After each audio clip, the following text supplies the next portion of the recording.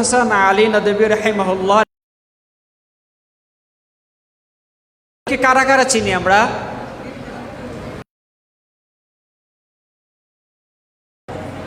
চিনি তো? মাশাআল্লাহ। বিশ্ববিখ্যাত গ্রন্থ, এটার নাম হচ্ছে মাযা খাসিরাল আলামু বিইনহিতাতিল মুসলিমিন। ওই গ্রন্থে তিনি লিখেছেন মুসলমানদের উম্মার পতনের মূল কারণ কি।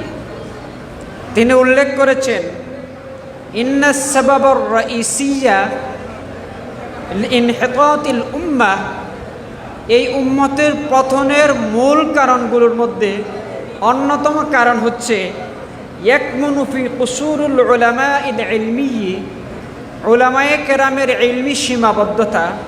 2 নম্বরে বলছেন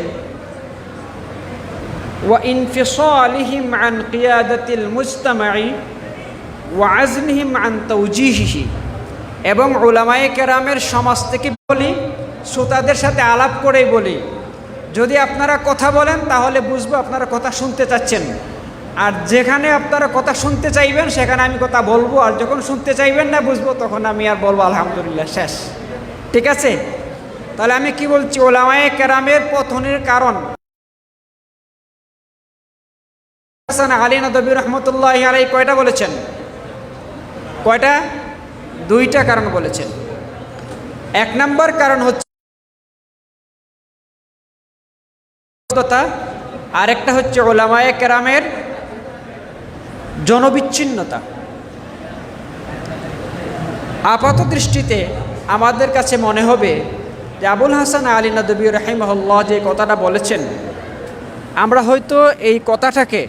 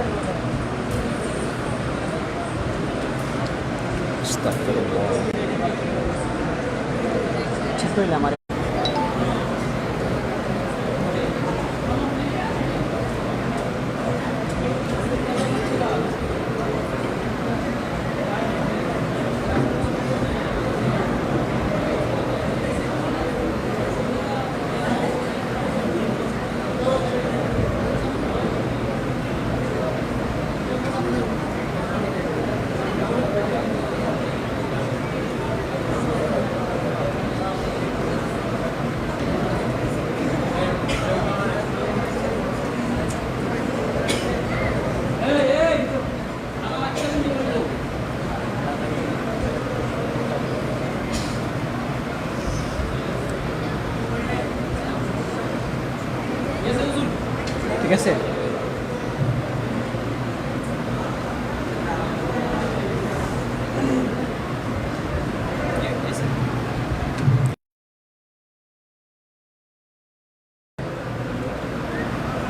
কথা বলছিলাম, আপাত দৃষ্টিতে আমাদের কাছে মনে হতে পারে যে আবুল হাসান আলী নদভী রাহিমাহুল্লাহ যেটা বলেছেন আমরা তো সেটা দেখতে পাচ্ছি না। উলামায়ে কেরামের ইলমি সীমাবদ্ধতা এটা কেমনে হয়, আবার জনবিচ্ছিন্নতা এটাও কেমনে হয়। আমাদের মাদ্রাসা শাইখুল হাদিস সাহেব হুজুর তো অনেক ফন, বিভিন্ন ফনের উপর ওনার দখল আছে, অনেক মাহির, উনি ইলমি ইস্তেআদাদ তো অনেক বেশি। আমার দৃষ্টিতে উনি অনেক বড়। আবুল হাসান আলী নদভী রাহিমাহুল্লাহ সারা পৃথিবীর চষে বেরিয়েছেন, 1, 2টা 4টা কিতাব মুতালা করে বলেন নাই, উনি অনেক গভীর পর্যবেক্ষণের পরে এই সিদ্ধান্তে উপনীত হয়েছেন যে আমাদের মালুমাত আরও বাড়ানো দরকার। আমাদের সীমাবদ্ধতার জায়গাটুকু তিনি চিহ্নিত করেছেন। দ্বিতীয়ত, আমরা আবারও বলতে পারি যে আমরা তো মসজিদ নিয়ে আছি, মাদ্রাসা নিয়ে আছি, মসজিদের সাথে মানুষ সম্পৃক্ত, মাদ্রাসার সাথে মানুষ সম্পৃক্ত, সুতরাং এই সম্পৃক্তির জায়গায় আমরা তো জনবিচ্ছিন্ন না, এটাও হতে পারে। কিন্তু আমরা যখন আলোচনার শেষ পর্যায়ে যাব দেখবেন আছি। প্রিয় ফুজালায়ে কেরাম, আপনারা এখান থেকে ফাজিল হয়ে গিয়েছেন, কেউ 5 বছর আগে, কেউ 10 বছর আগে। আল্লাহ তাআলা আপনাকে আমাকে অনেক বড় জিম্মাদারি দিয়েছেন। আমাদের জিম্মাদারি অনেক বেশি। কত বেশি জিম্মাদারি আমাদের দর্শে তাদরিসে উলামায়ে কেরাম আমাদেরকে বুঝিয়ে দিয়েছেন। আমরা হয়তো কেউ মসজিদের খেদমতে আছি, কেউ মাদ্রাসায়, এবং মনে করছি আলহামদুলিল্লাহ আমি আমার জায়গা থেকে যে দায়িত্ব আদায় করছি এটা অনেক কিছু। কিন্তু উম্মতের যে তাকাজা, সময়ের যে চাহিদা, বিভিন্ন জায়গায় যে সংকট, মানুষের দ্বীনি হালাত, সবগুলো যদি আমরা অন্তত বাংলাদেশের প্রত্যেকটা জেলা, বিভাগ, অঞ্চল ঘুরে ঘুরে, বিশেষত স্কুল, কলেজ, শিক্ষা প্রতিষ্ঠানগুলো ঘুরে ঘুরে আমাদের দেখার সুযোগ হতো নৈতিক অবক্ষয় কতটুকু, মানুষের দ্বীনি হালাত কোন পর্যায়ে পৌঁছে গিয়েছে, তাহলে আমরা এইভাবে বলতাম না আমি আমার ভাই আপনার যদি কোনো কথা বলার থাকে তাহলে পিছনে চলে যান, মনে কিছু নিয়ে না, আমি কথা বলতে পারছি না, আমি আগেই বলছি আমি কথা বলা বন্ধ করে দেব। কারো আলাপ থাকে পিছনে যাবেন। আপনার অধিকার নাই যে আরো 10 জনের কথা শোনার হক নষ্ট করার। আফওয়ান, দেখেন আমরা যেই জায়গায় আছি আমরা প্রত্যেক জায়গায় সন্তুষ্ট, কিন্তু আপনাদের তাদের দ্বীনি হালাত দেখার সুযোগ হইতো, তাহলে বলতেন আমি আমার খাওয়া, আমি আমার ঘুম, আমার জীবনের আয়েশ সব কিছু ত্যাগ করে আমি এখনই দ্বীনের জন্য, দ্বীনের কাজকে আরও বেশি বিস্তৃত করার জন্য আমি ময়দানে নেমে যেতাম। আমি ছোট্ট একটা উদাহরণ দেই। আমি একটা কলেজে শিক্ষকতা করি, ছোট্টখাটো একটা কলেজ। মাঝে মধ্যে তাদের দ্বীনি হালত জানার জন্য বিভিন্ন বিষয়ে প্রশ্ন করি, যেভাবে আমাদের ক্লাসে, আমাদের দর্শে আমাদের আসাতিজায়ে কেরাম বিভিন্ন এশকালে আমরা করি এবং তারাও আমাদেরকে বিভিন্ন সওয়াল করেন। তাদেরকে পড়াচ্ছিলাম উলুমুল কোরআন, কলেজেও এটা আছে সাবজেক্ট। প্রাসঙ্গিকভাবে তাদেরকে বলছিলাম হেরা গুহার কথা এবং জিজ্ঞেস করেছিলাম, আমার ক্লাসে তখন উপস্থিত ছিল ধরেন 50 থেকে 60 জন ছাত্রছাত্রী। জিজ্ঞেস করেছিলাম বলেন তো দেখি হেরা গুহা কোথায় অবস্থিত? কেউ কথা বলে না, সবাই চুপ। আমি বিস্মিত হলাম, কিন্তু তাদেরকে আবার প্রশ্ন ছুড়ে দিয়ে বললাম হেরা গুহা আপনারা জানেন না, হেরা গুহা হচ্ছে ঢাকার শাহবাগে অবস্থিত। কোথায় বলছি আমি? হেরা গুহা ঢাকার শাহবাগে অবস্থিত। তারপরে বললাম আপনারা কি দ্বিমত পোষণ করে নাই? সবাই বলেছে স্যার হেরা গুহা ঢাকার শাহবাগে অবস্থিত। কথা বুঝছেন? 50-60 জন শিক্ষার্থীর মধ্যে সবাই একমত। তার মানে কি বুঝলেন? হেরা গুহা কি সামান্য বিষয়? হেরা গুহার সাথে দ্বীনের সম্পর্ক, ওয়াহির সম্পর্ক, কোরআনের সম্পর্ক, নবুয়তের সম্পর্ক, যার সাথে ইসলামের সেই মৌলিক তত্ত্ব যেই জাতি জানে না, যাদের বয়স 18 থেকে 20, যারা ইন্টারমিডিয়েট কলেজ লেভেলে পড়ে, তাদের যদি এই হালাত হয় তাহলে বাকি উম্মতের যে সকল স্কুল কলেজের শিক্ষার্থীরা আছে তাদের কি অবস্থা? এই জন্য আমি আগে বলেছি, আমার যদি সুযোগ হতো, আপনাদের যদি সুযোগ হয়, একবার দুইবার সাধারণ মানুষের কাছে যাবেন। এই যে জেন জি, ইয়াং জেনারেশন, শিশুর কিশোরদের কাছে আপনারা যাবেন, গিয়ে দেখবেন তাদের নৈতিকতা পতন কোথায়। তাদেরকে আপনি হলিউড বলিউডের সিনেমার নায়ক নায়িকাদের কথা বলেন, তাদের মা বাপ 14 গোষ্ঠী বলতে পারবে, খেলার ফুটবল প্লেয়ারদের নাম বলতে পারে, ক্রিকেটারদের নাম বলতে পারে, কিন্তু রাসূল আলাইহিস সালাতু ওয়াস সালামের নাম পর্যন্ত বলতে পারে না এই উম্মত। তারপরেও আমরা বলি আমরা অনেক বেশি সম্পৃক্ত, আমরা অনেক কাজ করে যাচ্ছি। আমরা যারা মাদ্রাসায় আছি, মসজিদ নিয়ে আছি, খানকা নিয়ে আছি, এই কথাগুলো বিশ্বাস করানো যাবে না। 2014 সালে একটা জরিপের কথা আপনাদেরকে বলি। 2014 সালে বাংলাদেশ পরিসংখ্যান ব্যুরো একটা জরিপ করেছিল সিলেট শহরের বস্তিগুলো নিয়ে, যেখানে সিলেট শহরে বস্তি আছে 750টা, অর্থাৎ 750। এর মধ্যে শিশুর ধর্মীয় অবস্থান যাচাই করার জন্য জরিপ করে তারা ফলাফল দিয়েছে যে 12,500 শিশুর মধ্যে 1.61% শিশু দিন সম্পর্কে জানে, বাকি 99% শিশু দিন সম্পর্কে কিচ্ছু জানে না। এটা কি শুধু বস্তির ছেলেদের অবস্থা? এটা শুধু বস্তির ছেলেদের অবস্থা নয়, এটা আমার বাংলাদেশের সাধারণ শিক্ষিত স্কুল কলেজের মেয়েদের 99%-এর এই অবস্থা। আচ্ছা, বাংলাদেশে কত শতাংশ মানুষ মাদ্রাসায় পড়ে বলেন তো দেখি? শতে কতজন পড়ে? শতকরা মাত্র 10% মানুষ মাদ্রাসায় পড়ে। এর মধ্যে আলিয়া মাদ্রাসায় পড়ে ধরেন 7 থেকে 8%, বাকি 1-2% কিংবা 1% পড়ে কওমি মাদ্রাসায়। বাকি 85 থেকে 90% মানুষ পড়ে কোন জায়গায়? স্কুল কলেজে। আচ্ছা, আমরা মাদ্রাসায় যে পড়ি এখানে ইলমের স্তর দুইটা, একটা হচ্ছে ফরজে আইন আর একটা হচ্ছে ফরজে কেফায়া। ফরজে আইন কি পুরো দাওরায়ে হাদিস পর্যন্ত আমরা পড়া না, কিন্তু বাকি যারা আছে সবার জন্য হচ্ছে ফরজে আইন যে শিক্ষা, এটার জন্য আমাদের ফিকির কোথায়? আমাদেরকে এখানে পড়ানো হয় ফরজে আইনের পাশাপাশি ফরজে কেফায়াও শিক্ষা দেওয়া হয়, এই কারণে যে আমরা ফরজে কেফায়া ইলম অর্জন করে আমাদের কাজ হচ্ছে স্কুলে চলে যাব, কলেজে চলে যাব, সাধারণ মানুষের কাছে চলে যাব, বিভিন্ন ইন্ডাস্ট্রিতে যাব, বিভিন্ন এরিয়ায় আমরা গিয়ে মানুষের কাছে ফরজে আইন ইলমটা শিক্ষা দেব।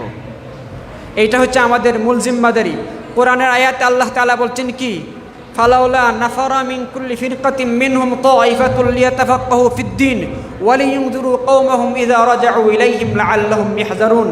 কিছু মানুষ যেন কি হয়? তাফাক্কুহ ফিদ্দীন অর্জন করে। কেন করবে? তারা গিয়ে তারা গোটা জাতিকে দিন শিক্ষা দিবে, তারা গিয়ে তারা গোটা জাতিকে সতর্ক করবে, গোটা জাতিকে তারা পথ প্রদর্শন করবে। এই জন্যই আমাদের তাফাক্কুহ ফিদ্দীন। আমরা তাফাক্কুহ ফিদ্দীন অর্জনের জন্য মাদ্রাসায় পড়েছি, কেউ ফাজিল হয়েছি, কেউ ফারিগ হয়েছি, কেউ হাফিজ হয়েছি, কেউ আলিম হয়েছি, কেউ মুফতি হয়েছি, কিন্তু আমাদের জিম্মাদারি এবং ফিকির আমরা শুধুমাত্র একটা জায়গায় সেট করে ফেলেছি।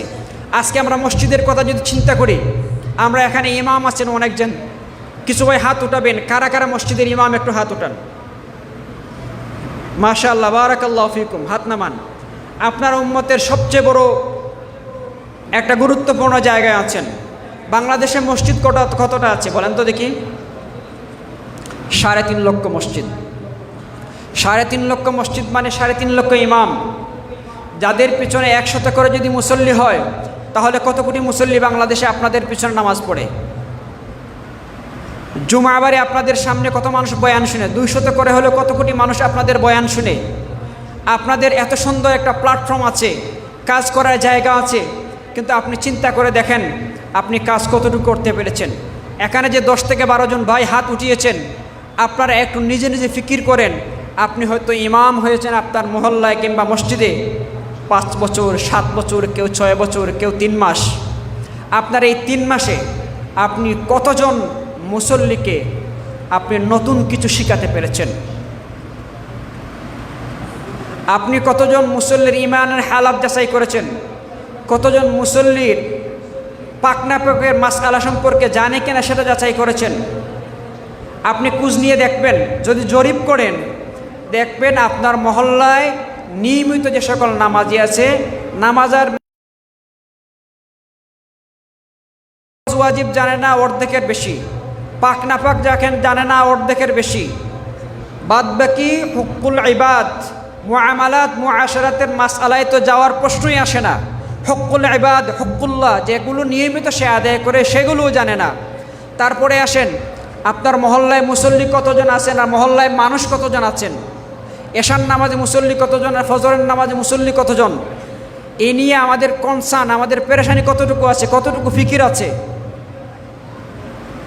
এই জন্য আমাদের কাজের জায়গা অনেক বেশি, বিশেষত আপনার মহল্লার যুবক এবং কিশোর, ছোটো ছোটো শিশু যারা আছে তাদের প্রতি আপনারা একটু বিশেষ খেয়াল দিবেন, তাদের প্রতি লক্ষ্য রাখবেন যে এই ছেলেগুলোকে কীভাবে দিনে আনা যায়।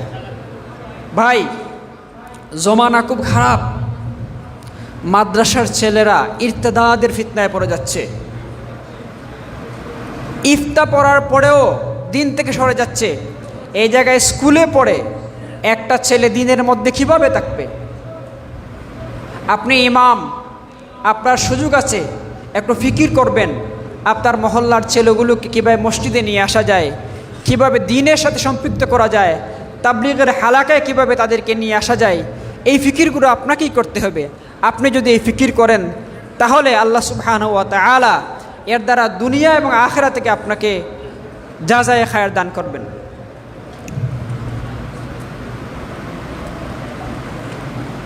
প্রিয় ভাইয়েরা, আমাদের যেমন কাজের ক্ষেত্র আছে, ঠিক আমরা আমাদেরকে দেওবন্দি হিসাবে প্রমাণ করি, পরিচয় দিয়ে যে আমরা দেওবন্দি, আমরা কওমির সন্তান। আচ্ছা, দেওবন্দি কাকে বলে? কোনো মানুষ যদি দারুল উলুম দেওবন্দে লেখাপড়া করে কিংবা দারুল উলুম দেওবন্দের সিলসিলার কওমি মাদ্রাসায় লেখাপড়া করে, তাহলে সে কি দেওবন্দি? বলেন, সে কি কওমি? একজন মানুষ দারুল উলুম দেওবন্দে লেখাপড়া করেছেন অথবা দেওবন্দের সিলসিলার মাদ্রাসা বাংলাদেশের কোনো কওমি মাদ্রাসায় লেখাপড়া করেছেন, কিন্তু তিনি হয়তো লেখাপড়া করার পরেও সুদের সাথে জড়িত, ঘুষের সাথে জড়িত, বাতিল কোনো ফিরকার সাথে জড়িত, সেকুলার কোনো রাজনৈতিক দল করেন, আপনি কি বলবেন তিনি দেওবন্দি? বলতে পারবেন? কওমি মাদ্রাসা পড়লেই দেওবন্দি হওয়া যায় না, দেওবন্দে পড়লেই দেওবন্দি হওয়া যায় না।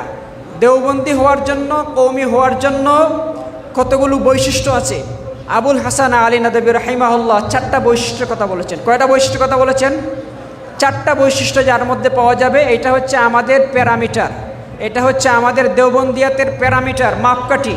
আমি দেওবন্দি কি না দেওবন্দি না আমাকে যাচাই করার জন্য এই 4টা জিনিস আমি দেখতে পারবো। কয়টা জিনিস? 4টা। 1 নম্বরে তিনি কি বলেছেন? আবুল হাসান আলী নদভী রাহিমাহুল্লাহ বলেছেন যে ইখতিলাফি মাসআলার চেয়ে তাওহীদ ও সুন্নতের প্রতি বেশি গুরুত্ব দিতে হবে।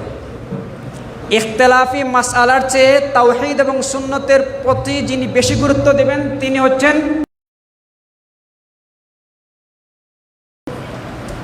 2 নম্বরে হচ্ছে সুন্নতের প্রতি গভীর। তৃতীয়ত হচ্ছে তাআল্লুক মা আল্লাহ, ইবাদত, জিকির, ঈমান ও ইহতিসাবের চেতনা থাকতে হবে। চতুর্থত ইলায়ে কালিমাতুল্লাহর জজবা থাকতে হবে। এই 4টা জিনিস যদি কারো মাঝে থাকে তাহলে তিনি দেওবন্দি। এই জন্য এই যে 4টা জিনিস প্রত্যেকটাকে যদি আমরা সুন্দর করে বিশ্লেষণ করি এবং ফিকির করি তাহলে আমরা দেখতে পারবো আমরা কারা আসলে দেওবন্দি। আমরা তো বলি ভাই উলাইকা আবাই ফাজিনা বিমিসলিহিম, আমরা খুব গর্ব করে বলি যে আমরা তাদের উত্তরসূরি, তারা আমাদের আকাবির, কিন্তু প্রকৃত অর্থে আমরা কি সত্যিকার অর্থে তাদেরকে আমরা অনুসরণ করি? আমরা অনেক বেশি তাদের কথা বলি কিন্তু আমরা তাদেরকে মানি না। আমাদের আকাবির আসলাফরা যে সকল নমুনা আমাদের জন্য রেখে গিয়েছেন আমরা তা অনুসরণ করি না। আমরা যদি এই ফিকিরটা লালন করি, আমরা যদি তাদেরকে অনুসরণ করি তাহলে হকিকি অর্থে আমরা তাদের উত্তরাধিকার লালন করছি, আমরা তাদেরকে অনুসরণ করছি। আমাদের মেহমান এসে হাজির হয়ে গিয়েছেন, মেহমানের সময় কম, যথাসময়ে এয়ারপোর্টে গিয়ে পৌঁছতে হবে। এই জন্য আমি আমার কথা আর দীর্ঘায়িত করছি না। যেটুকু বললাম আল্লাহ সুবহানাহু ওয়া তাআলা যেন আমাকেও তার উপর সবার আগে আমল করার তৌফিক দান করেন এবং আপনাদেরকেও তার উপর আমল করার তৌফিক দান করেন। সবাইকে আবারও মুবারকবাদ জানিয়ে আমি আমার সংক্ষিপ্ত কথা এখানে শেষ করছি। আসসালামু আলাইকুম ওয়া রাহমাতুল্লাহি ওয়া বারাকাতুহু। সম্মানিত প্রাণপ্রিয় ফুজালা